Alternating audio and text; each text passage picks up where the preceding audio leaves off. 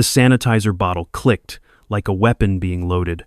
The entire bank lobby fell silent. She just stood there in her black hoodie, no jewelry declining, 3 phone calls in a row, Treasury Department, FBI declining again. Police pushed through the glass doors. The manager's smirk widened. His 10 fingers were about to touch the storm of his lifetime. Then, they saluted her in front of everyone. What you're about to hear will make you question everything you think you know about power, respect, and justice. If you're ready for a story that'll flip your world upside down, hit that subscribe button for Black Stories box right now because you won't believe what happens next. My name is Marcus, and I was the security guard who witnessed the most incredible power reversal I've ever seen in my 12 years of law enforcement. What started as a routine Tuesday morning at Midwest Trust Bank became the day that changed how an entire community viewed justice, respect, and the quiet strength of a woman who refused to be broken. The morning sun cast long shadows across the marble floors of Midwest Trust Bank as I adjusted my security badge and settled into what I thought would be another ordinary Tuesday. The downtown branch hummed with its usual rhythm, the soft beeping of the number dispensing machine, the whispered conversations of customers conducting their financial business, and the steady click of keyboards as tellers processed transactions. I'd been working security at this particular branch for 3 months when Dr. Sarah Williams walked through those glass doors. I didn't know her name then, didn't know she was about to turn our little corner of the world upside down. All I saw was a black woman in her early 40s, wearing a simple black hoodie and dark jeans, carrying a worn leather briefcase that had clearly seen years of professional use. Her posture was straight, confident, but not aggressive, the bearing of someone accustomed to being underestimated but never allowing it to diminish her sense of purpose. The morning had started like any other. Mrs. Eleanor Hartford, our 73-year-old VIP client with her signature cream-colored Hermes bag, was discussing her investment portfolio with teller Lisa Rodriguez near window 3. Branch manager Gerald Hoffman was conducting his usual morning patrol clipboard, clutched in his manicured hands, scanning the lobby for problems that didn't exist with the intensity of a hawk searching for prey. His assistant Kevin Sullivan shuffled papers behind the main counter, avoiding eye contact with customers and colleagues alike, perfecting the art of bureaucratic invisibility that had served him well for 8 unremarkable years. Even 17-year-old Zoe Chen was there, slumped in one of the waiting area chairs, while her mother completed some transaction, half-heartedly live-streaming something on her phone with its cracked screen protector and faded case, covered in band stickers. The girl seemed perpetually bored by adult financial business, but today would be different. Today, her casual documentation would become historical record. The branch buzzed with its familiar soundtrack of productivity, the mechanical whir of the counting machines, the soft chime of transaction approvals, the rustle of paperwork, and the muted conversations that formed the white noise of American commerce. Air conditioning hummed overhead, maintaining the artificially perfect climate that banks seemed to require, as if comfort could be regulated as precisely as interest rates. But when Dr. Williams approached the main counter, something shifted in the atmospheric pressure of the room.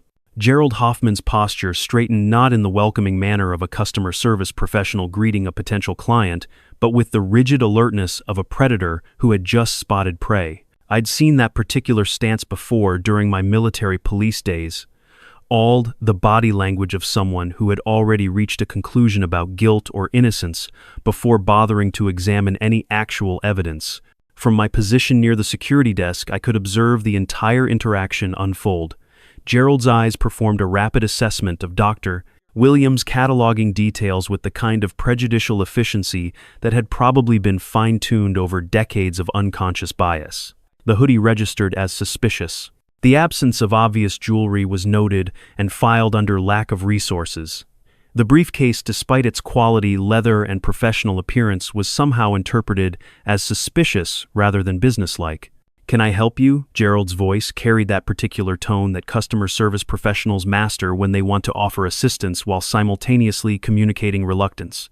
It was a verbal art form that managed to sound helpful while feeling hostile, welcoming while warning. Dr. Williams set her briefcase down on the marble counter with deliberate care, the kind of precise movement that spoke to years of professional meetings where every gesture was observed and analyzed.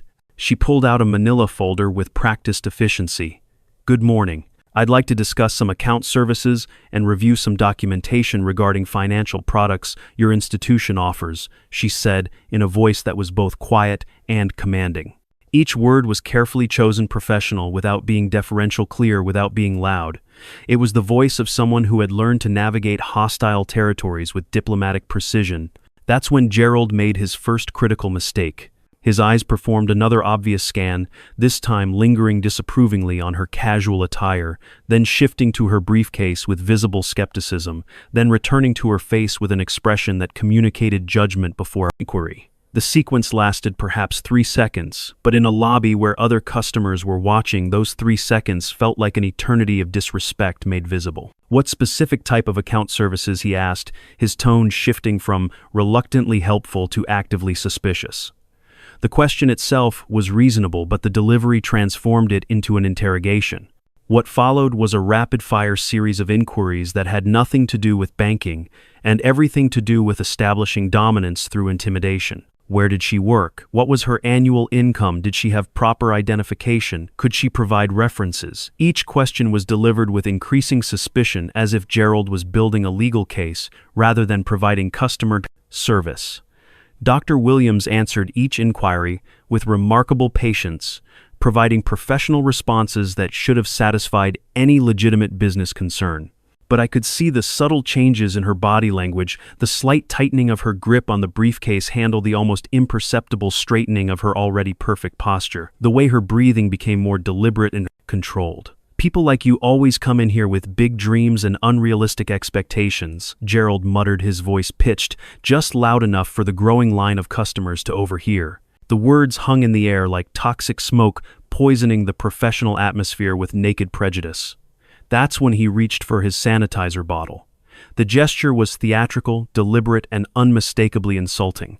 He squirted the clear gel onto his palms with exaggerated care, rubbing his hands together as if Dr. Williams' mere presence had somehow contaminated his workspace.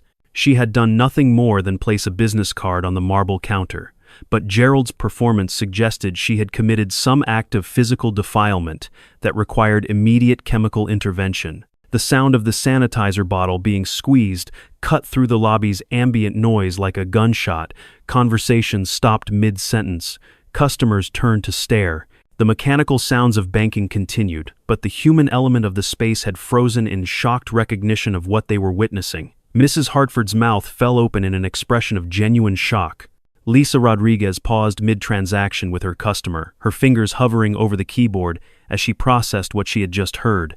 Even Zoe looked up from her phone, her teenager's instinct for drama, alerting her that something significant was happening in the adult world. "Excuse me, doctor." Williams' voice remained level-controlled, but something fundamental had changed in her demeanor. Not anger exactly, but a kind of steely recognition, as if this moment had been anticipated, prepared for, even inevitable. Gerald, emboldened by his own performance, and perhaps misreading the lobby's stunned silence, as approval decided to escalate. He pulled out a thick manila folder from beneath his desk and slapped it onto the counter with unnecessary force. "We've had significant problems with fraud attempts lately," he announced to his unwilling audience. "People coming in here claiming to have financial resources they don't possess, attempting to manipulate our systems with false documentation and unrealistic requests." He was performing now, playing to the crowd of customers who had become reluctant witnesses to his power display. Each word was chosen for maximum humiliation, designed to transform Dr. Williams from customer to suspect in the court of public opinion. The digital clock above the teller windows read 10:23 a.m., its red numbers ticking away the seconds with mechanical precision. The sound seemed amplified in the sudden quiet marking time, as if counting down to some inevitable conclusion. Zoe's phone was definitely recording now, though she was trying to be subtle about it. The view counter on her livestream app was climbing steadily as words spread through whatever social media networks teenagers used to broadcast interesting developments in their otherwise mundane days. "Is this really how you treat customers who come here conducting legitimate business?"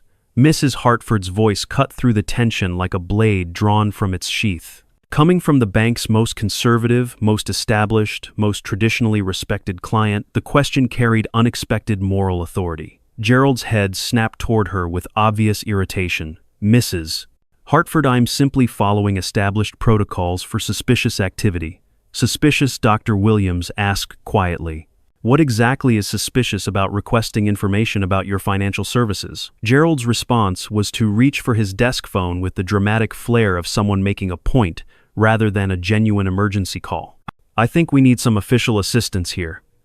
Dr. Williams simply reached into her wallet, and in that moment I caught a glimpse of something that made me do an immediate double take. Nestled among more common credit cards was the unmistakable black surface of an American Express Centurion card by 7, the legendary invitation only black card that I had only seen once before in the possession of a tech billionaire who had visited our branch to conduct a multi-million-dollar transaction. I'd like to file a formal complaint about this interaction, Doctor, Williams said, pulling out what appeared to be a professional-grade digital audio recorder. And I'll need to document these proceedings for official review. That's when Gerald made the decision that would end his 23-year banking career. He completed his call to 911. I need police assistance at Midwest Trust Bank immediately, he said into the receiver, his voice carrying the authority of someone convinced of his own righteousness. We have a suspected fraud attempt in progress. The individual is refusing to leave the premises and making threatening statements. Doctor. Williams had made no threats. She had been nothing but professional, calm, and cooperative. But as I watched Gerald's performance unfold, I realized this confrontation had never been about banking policies or security protocols. This was about power control and the dangerous assumptions that people make based on nothing more substantial than the color of someone's skin and the casual nature of their clothing. Police sirens were already wailing in the distance, as Dr. Williams opened her briefcase with methodical precision. Whatever was about to happen, she appeared not just ready for it, but as if she had been preparing for this exact scenario for years. The question hanging in the sanitized air of the bank lobby was no longer what would happen next, but how dramatically Gerald had just miscalculated the balance of power in the room. Within 4 minutes, officers Patricia Monroe and James Chen burst through the glass entrance doors, their hands instinctively positioned near their service weapons as they scanned the scene for immediate threats or signs of violence. The lobby had filled with the kind of nervous energy that accompanies the arrival of law enforcement customers, freezing in place like actors awaiting direction from an unseen director. The two officers were a study in contrasts. Monroe, a 15-year veteran with graying temples and the confident bearing of someone who had seen every possible permutation of human conflict, and Chen, younger but equally professional, his eyes methodically cataloging details and assessing the emotional temperature of everyone present. What's the situation here? Officer Monroe asked, her voice carrying the practiced neutrality that police officers develop when entering potentially volatile circumstances where the truth might be layered beneath competing narratives. Gerald immediately launched into his prepared narrative, speaking with the rushed intensity of someone who believed that whoever spoke first and loudest would control the story's trajectory. This individual entered our establishment making highly suspicious claims about possessing substantial financial resources. When I attempted to verify her credentials through standard banking protocols, she became increasingly hostile and began recording our interaction without permission, which violates our privacy policies. I watched Dr. Williams during Gerald's entire monologue, noting how she remained completely motionless, her briefcase open but her hands visible, and non-threatening, her posture alert but non-confrontational. This was clearly someone who understood exactly how these situations could spiral beyond anyone's control, who had perhaps studied the dynamics of power and authority and learned to navigate them with surgical precision. Ma'am, I'm going to need to see some identification and ask you to explain in your own words why you're here today. Officer Monroe said, her tone professional but carrying the weight of someone accustomed to being obeyed. Without question, Dr. Williams reached into her briefcase and withdrew a leather portfolio organizing documents with the kind of systematic precision that spoke of extensive experience in high-stakes professional environments. Of course, officer, but before we proceed, I think it's important that you understand Mr. Hoffman contacted you under completely false pretenses. She began laying out documents with deliberate care, creating a paper trail that told a story very different from Gerald's accusations. The first document was a Treasury Department verification letter, official letterhead clearly visible. Then came a portfolio statement showing liquid assets totaling $4.2 million. Next, correspondence with Federal Reserve presidents, each letter bearing official seals and signatures. Each paper was placed with calculated precision, creating a visual narrative that transformed the entire dynamic of the confrontation. Gerald's face had begun transitioning from confident red to uncertain pale gray, as the implications of what he was seeing began to register. "Sir, can you explain specifically why you felt it necessary to call 911? Officer Chen asked Gerald, whose hands were now visibly perspiring despite the bank's aggressively maintained climate control. Zoe's phone captured every bead of sweat as her view count climbed past 5,000, social media algorithms detecting and amplifying content that showed signs of going viral. The comment section was moving too fast to read a blur of reactions, and people tagging friends to witness whatever was unfolding in real time. That's when Dr. Williams reached deeper into her briefcase and produced her Federal Reserve credentials. "I'm Dr. Sarah Williams, Senior Compliance Officer with the Federal Reserve Bank of Chicago," she announced, her voice carrying a new authority that seemed to physically alter the geometry of the room. "I've been conducting an unannounced audit of this branch's customer service protocols and lending practices for the past 41 minutes. The words hit the lobby like a controlled detonation. Gerald's clipboard clattered to the marble floor, the sound echoing off the high ceilings. Kevin's papers scattered as his hands began shaking uncontrollably. Mrs. Hartford's eyes widened with an expression that mixed shock with something approaching vindication. Officer Monroe examined the credentials with the thoroughness of someone who had encountered numerous attempts at impersonation over her career, running her finger over the holographic security features and comparing the photograph to the woman standing before her. "This appears to be legitimate federal identification," she confirmed, her tone shifting to reflect the changed circumstances. "It is absolutely legitimate," Dr. Williams confirmed, "and during the past 41 minutes of documented observation, I have recorded 3 separate violations of the Equal Credit Opportunity Act, including discriminatory discouragement of potential customers, unequal processing standards based on racial profiling, and bias-motivated remarks that violate federal fair lending laws." She opened her briefcase wider, revealing sophisticated recording equipment and a tablet computer displaying real-time audio waveforms and a detailed spreadsheet of observations. "This branch's denial rate for minority loan applicants is 67% compared to 12% for similarly qualified white applicants with comparable financial profiles. I have documented audio and video evidence of every interaction." The numbers hung in the air like an indictment, transforming abstract concepts of discrimination into concrete data that could be analyzed, prosecuted, and used to demand systemic change. Gerald's voice came out as barely more than a whisper. I was just following established protocols." "Which protocol requires sanitizing your hands after a customer places a business card on your counter, Doctor?" Williams asked, her tone remaining professionally neutral while delivering what amounted to a cross-examination. "Which established procedure includes referring to customers with phrases like, 'people like you.'" She pulled out her smartphone not to make a threatening call but to contact federal colleagues who had been standing by. "Agent Thompson, this is Dr. Williams at the Midwest Trust downtown location. We're going to need federal backup for a compliance investigation. Your ETA is 3 minutes. Perfect." The realization dawned on everyone simultaneously. The FBI agent she had been declining calls from earlier wasn't trying to arrest her. He had been coordinating with her investigation. Officer Chen turned to Gerald with the kind of professional disappointment that police officers reserve for civilians who waste their time with false emergencies. "Sir, filing a false report regarding a federal officer conducting official business is a serious criminal offense. We're going to need you to explain exactly why you called us with these accusations." Meanwhile, Zoe's livestream had exploded past 20,000 viewers, and the hashtag number Midwest Trust Racism was beginning to trend across multiple social media platforms. The story was no longer contained within the marble walls and bulletproof glass of a single bank branch. Kevin finally found his voice, though it cracked with stress. I want to state for the record that I didn't agree with any of this. I tried to signal that something was wrong with how this situation was being handled."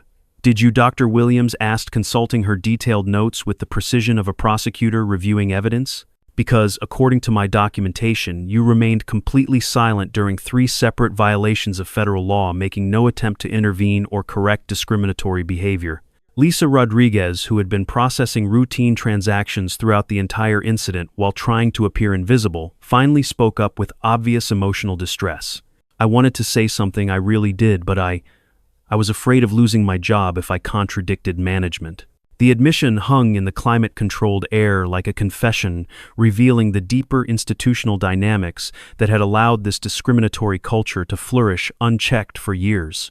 Her words illuminated the systematic nature of the problem, not just one manager's prejudice, but an entire organizational structure that punished dissent and rewarded silence in the face of injustice. Through the glass doors, another set of federal vehicles was pulling up to the curb, their official plates and government insignia announcing that this local incident was about to become something much larger than anyone in that lobby had initially imagined. The glass doors opened with a whisper of hydraulic precision, and Special Agent Marcus Thompson stepped into our lobby with the kind of commanding presence that made everyone automatically adjust their posture. 6'2" with graying temples, calm as still water on a windless lake, he possessed the kind of natural authority that came from 20 years of federal law enforcement and countless high-stakes investigations. He surveyed the scene with the practiced eyes of someone accustomed to reading complex situations rapidly and accurately. His gaze took in every detail: Zoe's livestream setup with its growing view counter Mrs. Hartford's shocked but fascinated expression, Gerald's obvious distress, and Kevin's nervous fidgeting the scattered papers and fallen clipboard, and Dr. Williams standing calmly in the center of it all like the eye of a hurricane. "I need a comprehensive situation summary." Agent Thompson announced, his voice carrying the kind of unquestioned authority that made civilians automatically straighten their shoulders and organize their thoughts. Dr. Williams stepped forward and extended her hand with professional courtesy. "Agent Thompson, thank you for responding so quickly to our coordination request. We have documented violations of 18 U.S.C. Section 1505, obstruction of a federal investigation, in addition to multiple Equal Credit Opportunity Act infractions that require immediate federal intervention." The legal citations hit Gerald like physical blows to his solar plexus. "Obstruction? I didn't obstruct anything. I was protecting the bank from what appeared to be fraudulent activity." Protecting the bank from what exactly? Agent Thompson asked, with the kind of deadly calm that prosecutors use when they already know the answer to their question. "From a federal compliance officer conducting a routine audit of your customer service practices." Gerald's mouth opened and closed, soundlessly like a fish, suddenly finding itself in an environment where it couldn't breathe.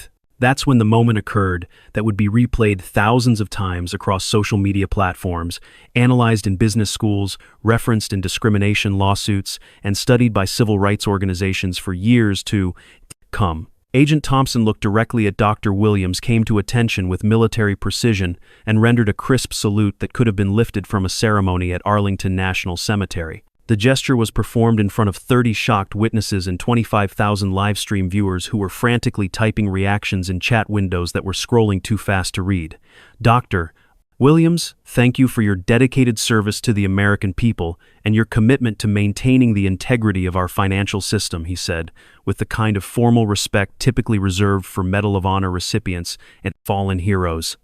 The lobby erupted, not in chaos or confusion, but in a kind of stunned recognition that the fundamental power dynamics of the situation had just shifted in the most dramatic and public way possible. Some customers began to applaud spontaneously. Others pulled out their phones to record this unprecedented moment. Mrs. Hartford actually smiled for the first time since I'd known her, a expression of genuine satisfaction that justice was finally being administered in real time. Gerald looked like a man watching his entire professional world collapse in slow motion, each piece of his carefully constructed authority crumbling away like a building being demolished floor by floor. "I want everyone here to understand that this isn't primarily about punishment or revenge, Dr. Williams announced to the room, her voice carrying easily to the back of the lobby and clearly audible to Zoe's online audience.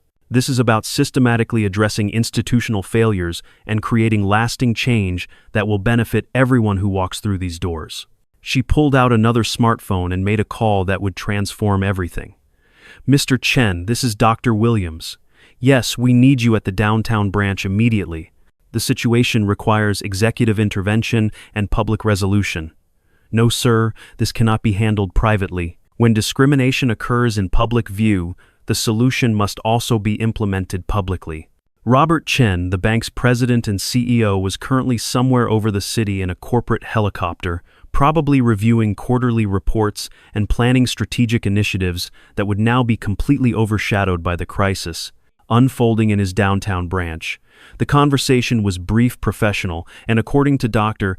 Williams' end of the discussion would result in a public negotiation rather than the kind of private settlement that typically allowed institutions to avoid accountability while maintaining their public image.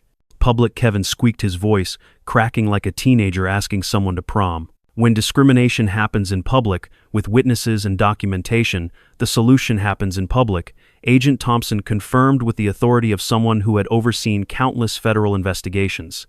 That's how institutional change actually occurs, instead of just being buried under confidentiality agreements and legal settlements. Lisa raised her hand tentatively like a student seeking permission to speak in class. What happens to employees like me, people who witnessed wrong behavior but didn't speak up because we were afraid, Doctor? Williams consulted her tablet computer, scrolling through detailed notes and audio recordings with the thoroughness of someone who had documented every moment of the past hour. That depends entirely on whether you want to be part of building a better system going forward. This investigation isn't about destroying people's lives or careers. It's about rebuilding institutional practices that serve everyone fairly. She turned to address the entire lobby, including Zoe's rapidly growing online audience that was now approaching 40,000 viewers.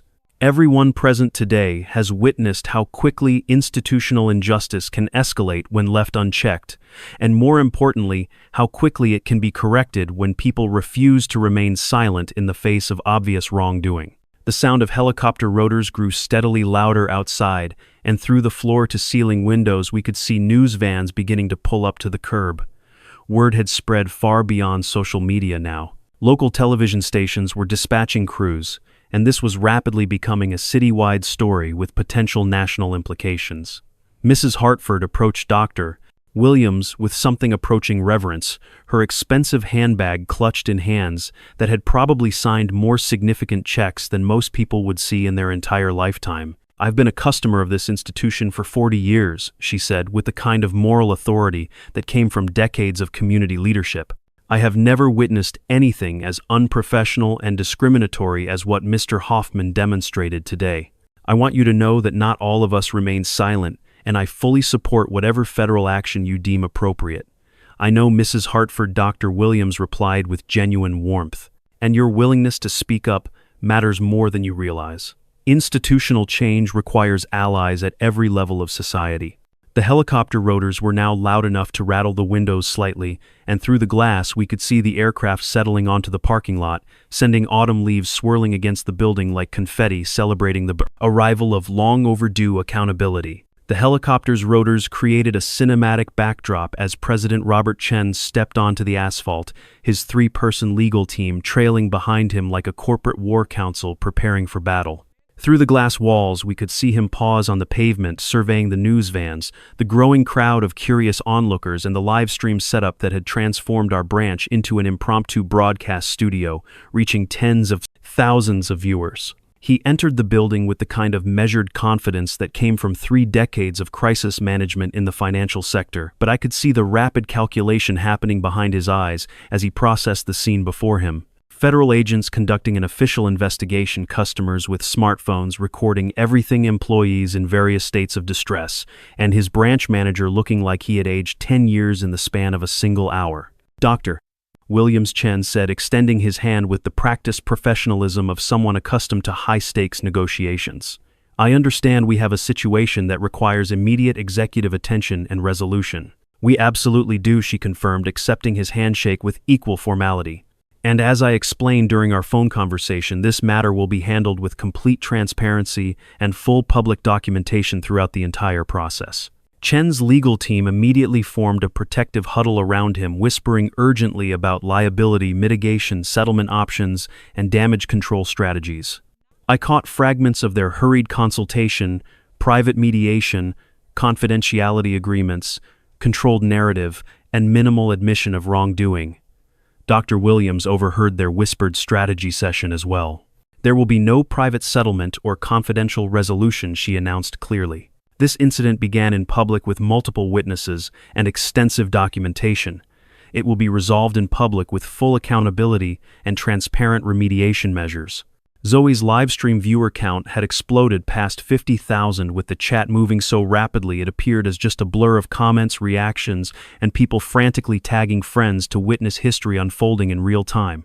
The hashtag #BankSalute was trending nationally, competing with #Midwest Trust Racism for social media dominance. "What exactly are you proposing in terms of resolution?" Chen asked, though his tone and body language suggested he already understood that his negotiating position was extremely limited. Dr. Williams opened a fresh folder that appeared to have been prepared specifically for this moment, revealing that her investigation had anticipated this exact scenario down to the smallest detail. Comprehensive institutional remediation implemented immediately and subject to ongoing federal monitoring. 5 non-negotiable components. She laid out the terms with the precision of a prosecutor presenting evidence to a jury, each requirement designed to address systemic failures rather than simply punishing individual actors. First, immediate termination of Gerald Hoffman for documented discriminatory behavior and filing false reports against a federal officer.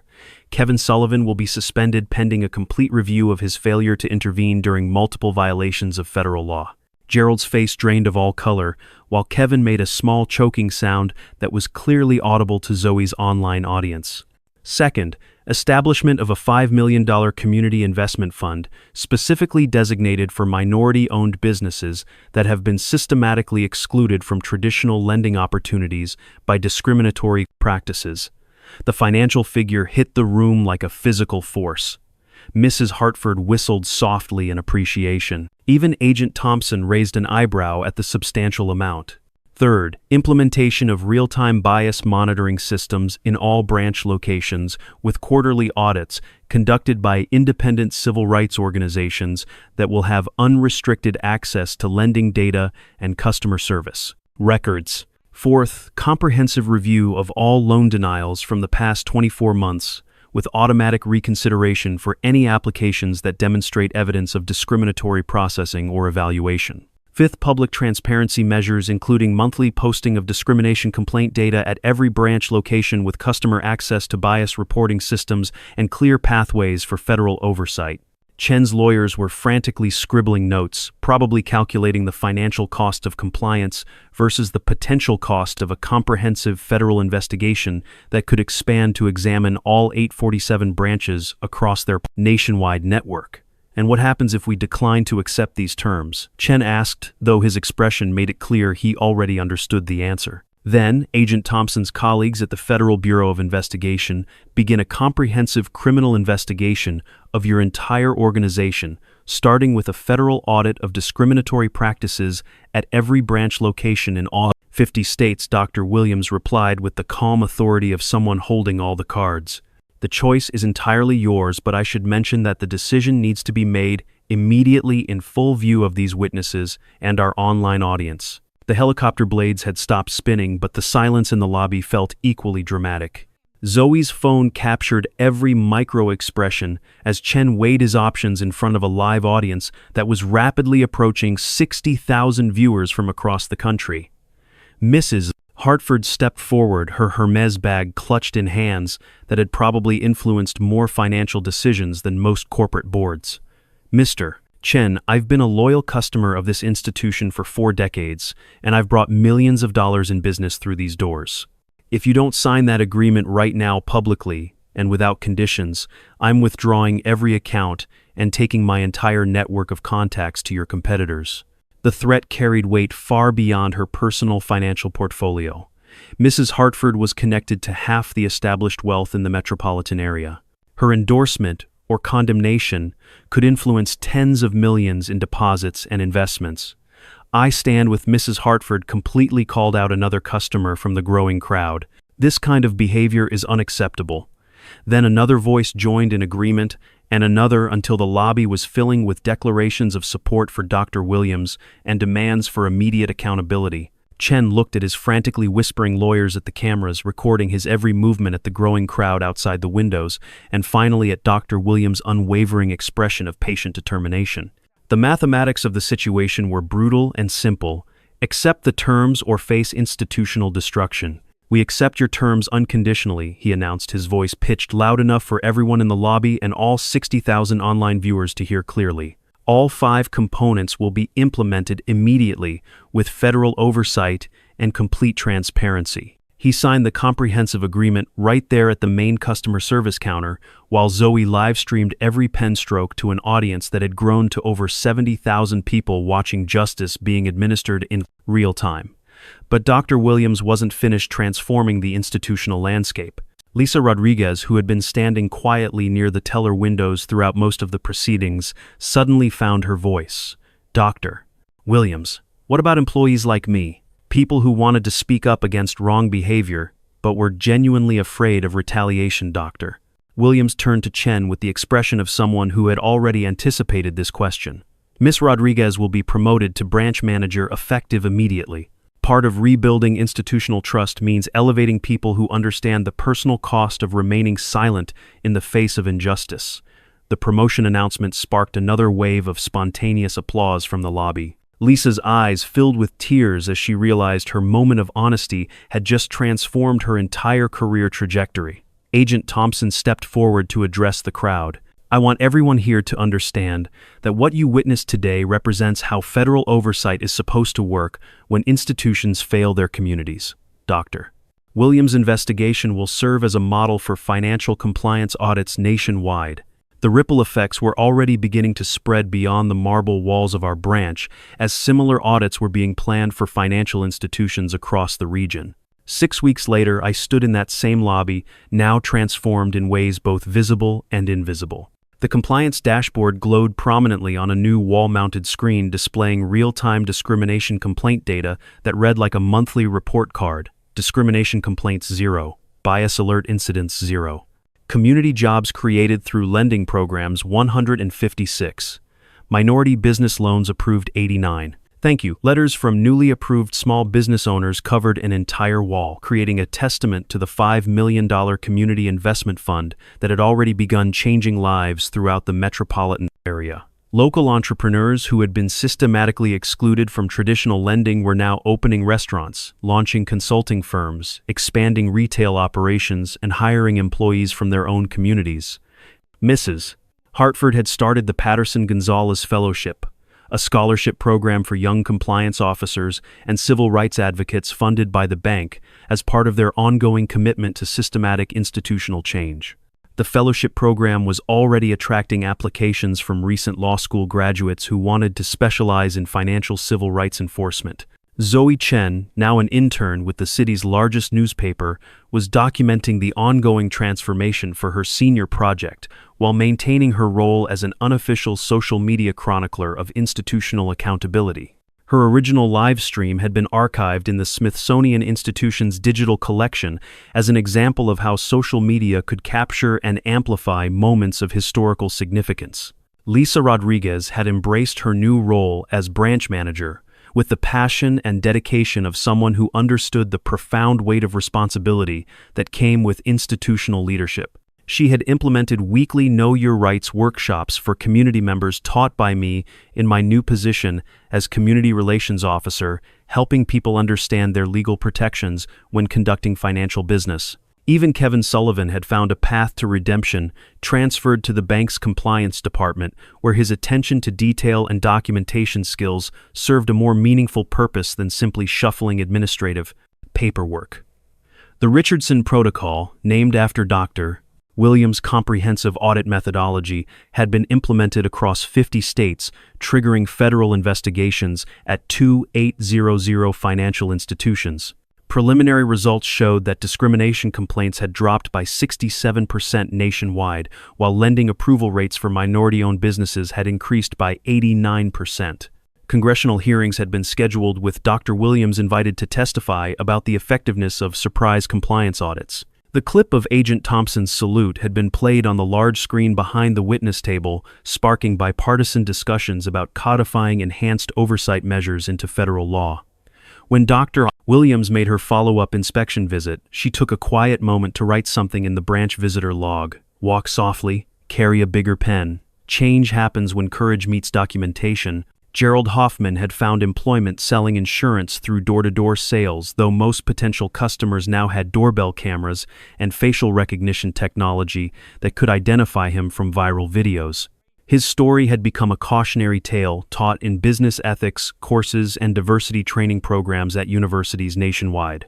As I walked through the lobby that evening, observing the diverse faces of customers who now felt genuinely safe bringing their financial dreams and business aspirations through our doors, I reflected on how quickly institutional power dynamics could shift when truth encountered courage and refused to back down. The sanitizer bottle still occupied its place on the customer service counter, but now it served its intended hygienic purpose rather than functioning as a weapon of prejudicial humiliation. That night I wrote in my personal journal, "Today I learned that justice doesn't always arrive with dramatic fanfare or obvious heroics. Sometimes it walks quietly through glass doors carrying a briefcase full of evidence, and the infinite patience required to document every instance of injustice until the accumulated weight of proof becomes impossible for any reasonable person to ignore or dismiss." The salute had lasted only a few seconds, but its impact continued to echo through generations of customers who would never have to experience the humiliation and discrimination that Dr. Williams had endured during those initial 41 minutes of her investigation. Sometimes the most powerful victories aren't measured by applause or media coverage, but by the profound silence that fills the spaces where discrimination used to flourish unchallenged. The story ends with a question that still keeps me awake on quiet nights. How many other Dr. Williams are walking among us right now, quietly documenting injustice with professional precision, waiting patiently for their moment to fundamentally shift the balance of power in systems that have consistently underestimated their intelligence, determination, and capacity for strategic action? Maybe the real question isn't whether she went too far in demanding accountability, but why it took so long for someone to go far enough to create lasting institutional change. If you've ever experienced discrimination like this, I encourage you to share your story in the comments below. Document everything carefully, stay safe while gathering evidence. And remember that sometimes the quietest voices carry the biggest pens and create the most profound changes. Your voice matters, your story matters, your experience matters. And somewhere out there, someone desperately needs to hear that they're not alone in fighting for the basic respect and human dignity that should be every person's fundamental right. What would you have done in Dr. Williams' position? Would you have had the patience to document everything so thoroughly? Let me know your thoughts in the comments, and don't forget to subscribe to Black Stories Box for more stories of quiet courage systematically, changing the world one perfectly timed salute at a time.